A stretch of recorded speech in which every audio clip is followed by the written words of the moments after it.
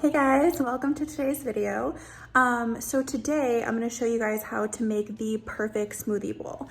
One of the things that I had a problem with smoothie bowls when I first started making them is that they just get a little bit too runny and you can't eat them with a spoon. So today I'm going to show you how to make the perfect one.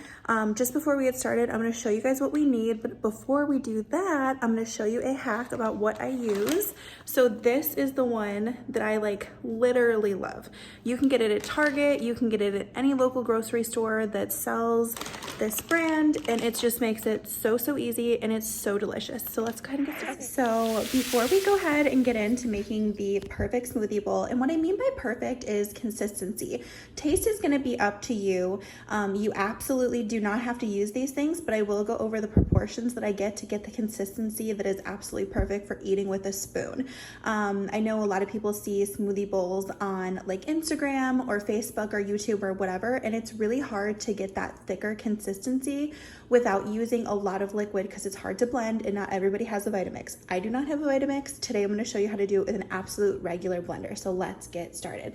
So I already talked about this in the beginning of my video and my intro, but this is acai super packs. The brand is this right here, and you can get this brand at Target. That's where I got it. I'm also going to use antioxidant fruit blend. I'm going to use figs to garnish. This is the brand I get. This is just from Publix, and this is what they look like.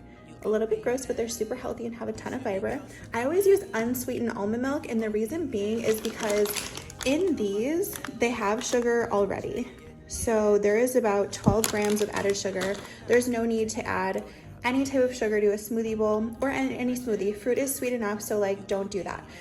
Then we have mango chunks. This is frozen, and then I have some fresh bananas. I'm gonna do half inside the smoothie bowl, and then I'm gonna do half to garnish.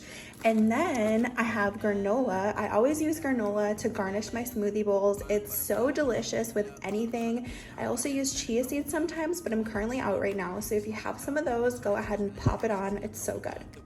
All right, let's go ahead and get started and prep the quantities. Okay, so I went ahead and measured out all the quantities that we're gonna need to get that perfect consistency. And I'm also gonna give you guys a little bit of tip about the color. I know a lot of people, when they make acai bowls or smoothies, they put something in them to make them super vibrant. This is what that's for. And you guys are gonna see how beautiful and vibrant the color is once it's all done. So I'll tell you what we have here. So we have a half of a banana, 1/4 cup of mangoes, 8 ounces of unsweetened almond milk, 1/4 cup of mixed berries. In those mixed berries, we have sliced strawberries, dark pitted cherries, wild blueberries, pomegranates, and raspberries. And then we are also going to do 1 whole pack of this acai unsweetened berry as well. So I'm gonna go ahead and blend this up, and then I will show you guys the finished result. So we are all set to go ahead and get blending. One thing I didn't mention before is that I am not going to be using ice in the smoothie. Reason being is because all of my fruit is frozen, so it's gonna blend perfectly without any ice. That's kind of the beauty of making this, is that it's really great and you don't have to put any extra ice inside of it. You kind of just have everything you need with the ingredients that we went over because it's already frozen.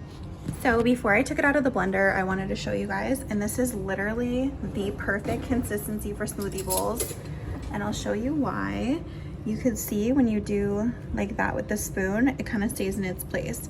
So when you're doing a smoothie bowl, you want to do enough icy things so that it does like that, and that's what makes it perfect.